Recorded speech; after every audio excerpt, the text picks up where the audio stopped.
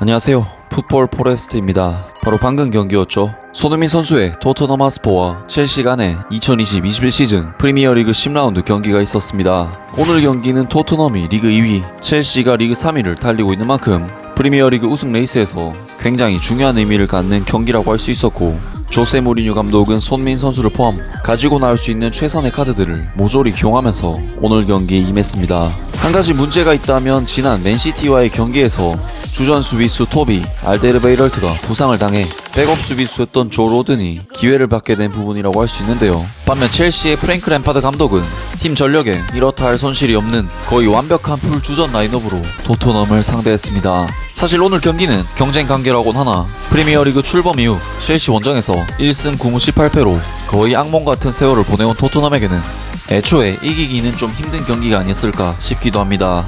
풋볼 포레스트 구독자분들의 경기 전 사전 승리 예상 투표에서는 약 7천여 명의 축구 팬들이 오늘 경기 결과에 대해 토트넘 하스퍼가 승리할 것이다 에 71% 몰표가 쏟아질 정도로 토트넘의 최근 기세와 약간의 팬심에 의한 압도적인 경기 예측이 있었지만, 어쨌거나 첼시가 주로 주도한 경기를 펼쳤지만 양팀 공격수들이 서로 득점을 만들어내지 못하면서 최종 스코어 0대0으로 경기가 마무리되었습니다. 오늘 경기에서 대한민국의 손흥민 선수는 거의 풀타임 출전이라고 봐도 무방한 91분 출전의 평점은 6.58점을 기록, 91분 동안 슈팅을 단 한 개도 때리지 않는 근래 들어 보기 드문 활약을 펼쳤는데요. 아무튼 이번 시간에는 오늘 경기 첼시와 토트넘 하스퍼의 경기 결과에 대한 양팀 현지 팬들의 반응을 함께 살펴보시겠습니다. 그러면 영상 시작하겠습니다.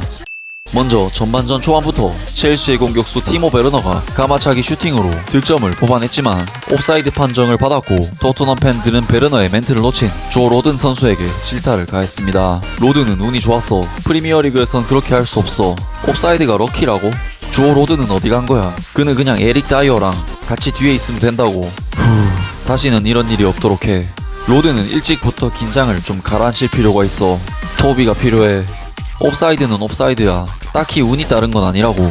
등등. 올 시즌 프리미어리그 첫 선발 출전한 조 로든 선수가 정신을 못 차리자 로든 선수에게 질책을 가했습니다. 반면 첼시 팬들은 베르너의 득점 취소에 대해서 굉장히 아쉬워했죠. 그래도 마무리는 지렸네. 그래도 마무리는 개쩔었어. 컴온 씨바 VAR 다시 한번 확인해야 돼. VAR 없애라. 축구를 망치고 있어. 아니 온사이드에 머물렀어야지. 아, 돈 낭비야 진짜. 와, 이걸 베르너를 깐다고? 어쨌든 이후 경기는 중후반이 들어서도 다소 조심스러운 양팀의 경기 운영에 의한, 즉 경기를 패배하지 않기 위한 평소보다는 모험적인 플레이나 과감성이 양팀 모두에게 다소 떨어지는, 어찌 보면 노잼 경기일 수도 있고 어찌 보면 긴장감 넘치는 경기일 수도 있는데, 어쨌거나 오늘 경기는 0대0 무승부로 경기가 마무리되었고, 토트넘 팬들은 다음과 같은 반응을 보였습니다. 우린 포체티노 감독이 돌아와야 돼. 난 더 이상 구닥다리 같은 수비형 감독을 참을 수가 없어. 우리는 포체티노 하에서는 굉장히 공격적인 축구로 잘 알려졌어. 올드스쿨 코치는 당장 잘라라. 전반전 1분부터 양측이 말 그대로 0대0으로 맞선 경기는 본 적이 없어. 어느 팬이라도 실제로 그 결과에 기뻐할 수 없어. 무리뉴가 왜 베일을 베르바인 자리에 투입하지 않았는지는 내 능력 밖이야.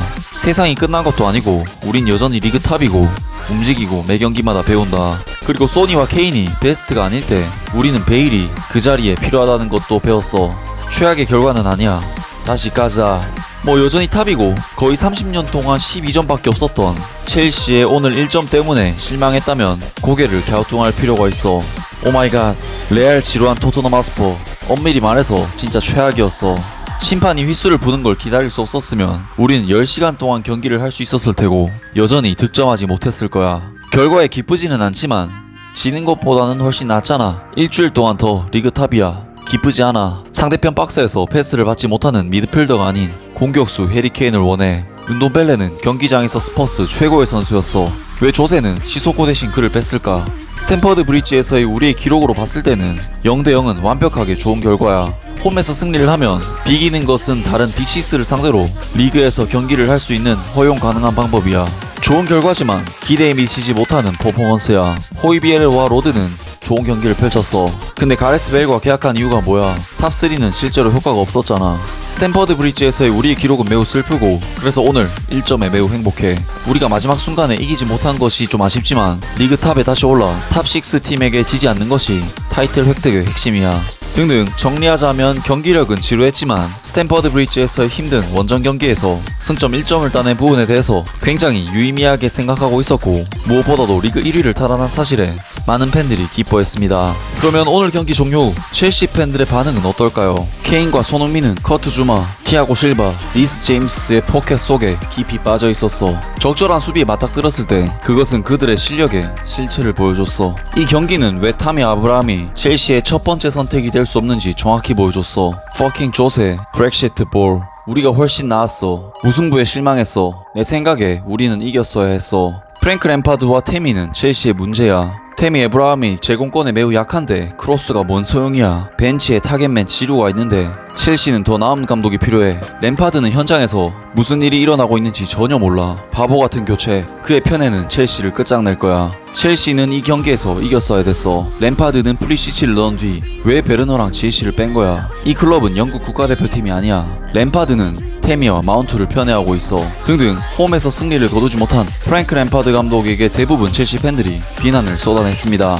아무튼 사실 후반전 89분에 베르바인을 빼고 벤 데이비스를 투입한 무리뉴 감독의 선택을 보면 토트넘과 무리뉴 감독은 어느 정도 비기려는 의도를 갖고 있고 비기는 것에 대한 아쉬움이나 미련은 크게 없을 것으로 보이기는 합니다. 그도 그럴 것이 첼시 원정 경기라는 토트넘에게는 프리미어리그 출범 이후 첼시 원정에서 28전 1승 9무 18패 그야말로 악몽과도 같은 상대 전적을 갖고 있는 정말 전통적으로 힘들어왔던 경기였기 때문에 토트넘으로서는 승점 3점을 얻지 못한 아쉬움보다는 경쟁팀인 첼시가 승점 3점을 얻지 못하도록 만든 것이 어떻게 보면은 더욱 큰 결과물이라고 할 수 있겠습니다. 반대로 첼시 입장에서는 홈 경기이니만큼 약간은 결과에 대해서 아쉬울 수도 있는데 프랭크 램파드 감독은 경기 후 스카이 스포츠와의 인터뷰에서 손흥민 선수와 케인을 봉쇄한 것에 대해 골 냄새도 못 맡게 만들었다 라면서 굉장히 만족감을 드러낸 만큼 아무리 홈이라고 해도 최근 기세가 워낙에 좋은 손흥민, 해리 케인 등 토트넘 공격진들에게 굉장히 부담을 느끼고 있었음을 알 수 있었습니다. 어쨌든 오늘 경기 결과로 토트넘은 다시 리그 1위로 올라섰고 첼시는 리그 3위에 머무르게 되었는데 아직까지는 승점 차이가 그렇게 크지 않기 때문에 향후 우승 레이스가 어떻게 진행될지에 대해서는 계속해서 지켜봐야 될 것 같습니다. 아무튼 토트넘 하스퍼는 다음주 아스날과의 북런던 더비 경기를 앞두고 있는데요. 손흥민 선수가 다시 한번 좋은 모습을 보여주게 되길 바라면서 오늘 영상 마치겠습니다. 영상 재밌게 보셨다면 구독과 좋아요 그리고 댓글 부탁드립니다. 감사합니다.